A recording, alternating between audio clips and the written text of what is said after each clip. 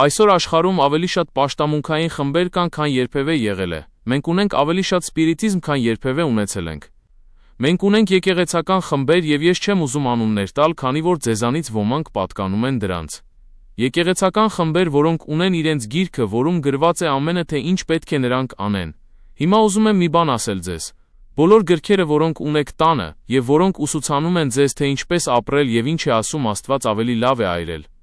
Օհ, հրեշտակը տվեց նրան այդ գիրքը։ Գիտեք, թե ինչ ասաց Պողոսը։ Նույնիսկ եթե հրեշտակը ձեզ ուրիշ ուսմունք տա, մերժեք այն։ Այսպես է ասում Աստվածաշունչը։ Մի գնացեք մարդու կողմից գրված որևէ այլ գրքի մոտ և մի ասեք. ահա այն գիրքը, որով ես կապրեմ։